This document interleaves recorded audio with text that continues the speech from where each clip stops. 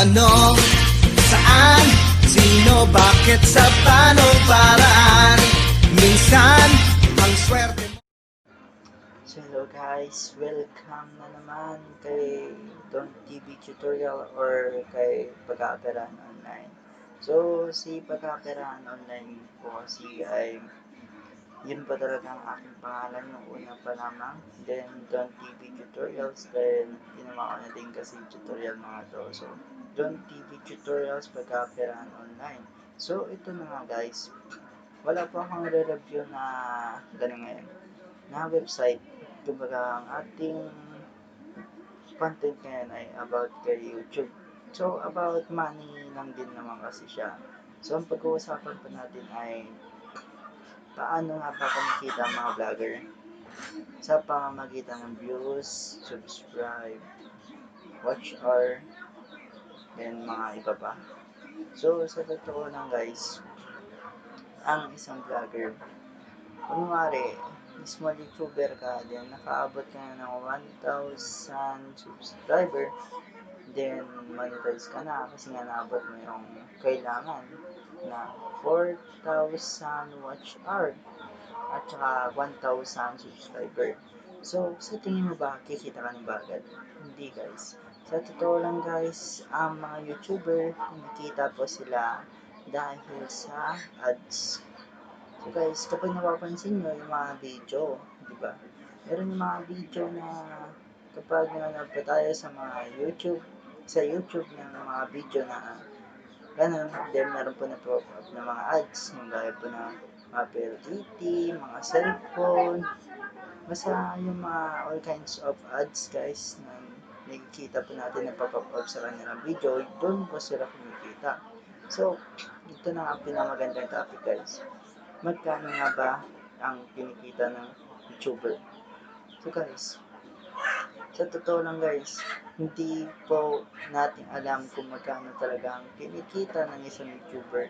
Kahit pa milyon-milyon pa ang subscriber, yan. Kung mababa naman ang kanyang views, yun po. Doon po kasi bumabase si Google AdSense. Si Google AdSense po kasi kinoconnect po natin ang ating YouTube channel upang tayo din po ay bayaran niya. So, sa totoo lang guys, kinokontak lang ni Google AdSense yung mga YouTuber na alam nilang matataas na mga views, matataas na din mga subscribers. So, ibig sabihin madami na nanonood sa kanya. So, meron lang din guys yung mga gaya yung mga nakikipag-hug to hug, di ba? Nakikipag-hug to hug sila para maabot ang 1,000 subscriber.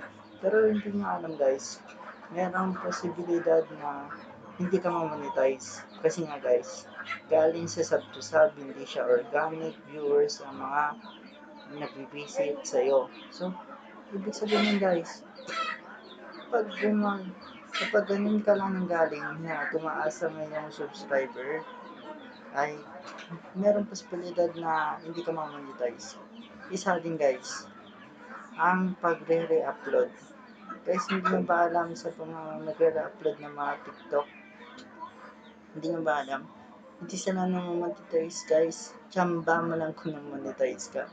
Lalo na pag nahalata ng may-ari talaga ng TikTok video na yun, na kina-copyright mo, automatic yun, copyright strike, wala na. Siguradong hindi ka monetize yun guys. At sabihin na natin million yung subscriber mo, kung re-uploader ka lang, at kung yung mga subscriber mo ay galing sa hug to hug, alanganin guys. At saka bumabase din kasi nahalata ko lang din based on my experience. So, ganun po muna tayo, disclaimer muna, hindi po ako professional. So, kinukuha ko lang po sa galing sa mga research ko lang din. So, yun. So, balik na tayo. So, yun nga guys. Kasi, di lang din po talaga kikita ang isang YouTuber pag hindi po tayo na-monetize at kung mababa po ang ating viewers. Kasi sila, yung mga viewers po natin kasi, sila din po kasi yung manonood na kailangan. So, ang papanoorin pa nila ay yung video natin at yung mga ads. Kaya guys, pag nanonood pa kayo sa mga YouTuber, mismo YouTuber, sana wag pa natin skip ads kasi guys, malaking tulong na sa amin na yun. Malaking tulong na yung pag-review ads natin. So, di ba? Meron yung mga 20 second, ganun, di ba? Na lumalabas doon na mga ads. Then, meron yung skip ad agad kapag after 5 second. So, ang gawin natin guys, don't skip ads. Kasi nga, malaking tulong na din sa kanila yun guys. So, yun nga guys. Di ba? So, direct na naman na tayo sa ating topic kung paano nga pa kumikita. So, ganito kasi yung guys. Pag nag-umpisa ka pa naman na naging YouTuber, na naging small YouTuber na nagbabalak ka na mag-YouTube. So, ganito ang gawin mo guys. Di ba pag once na, pero bago ka kasi ma-monetize guys, hindi tayong pagdadaanan. Pero upload ka na upload lang guys para makakita lang din ng mga ibang viewers yung mga videos mo. Pero sa totoo lang guys, no, bago ka ma-monetize guys, hindi ng pagdadaanan. Madaming nabubas sa'yo. Madami talaga. Madami talaga ang pagdadaanan guys. Gaya nga ng ganun. Madami nang di mambubas sa'yo. So, yun talaga ang pinamahirap guys. Yung mga magbabash sa'yo. Pero dapat huwag ka mawalan pag-asa. Dapat maging ganun ka lang talaga. Pero ganito ang gagawin mo para agad-agad kang pero madami lang din naman ako ginawa ng video. Kaya yung how to grow my YouTube channel. Yun na guys. Panoorin nyo na lang yun kasi may explanation ang ginawa kung paano nga ba mag-grow yung YouTube channel nyo. So, andito naman sa may description box yung link. Pagkahanap na lang, scroll up para makita po yung link doon din. Panoorin nyo po yung how to grow my YouTube channel. So, yun na guys. Paano nga ba? Kikita talaga. So, umpisa kapag once naabot mo ang 1,000 subscriber at 4,000 watch hour, monetize na ba tayo, di ba? Then, automatic na pero hindi agad-agad mag-email si Google AdSense pag hindi mo kinonect siya sa Google AdSense. So, kailangan mo na i-connect sa Google AdSense. Then, pag once naabot mo na ang 1,000 subscriber at 4,000 watch hour, automatic na yun na mag-email si Google AdSense. So, yun nga, si Google AdSense, dun na may imbak ang iyong kita.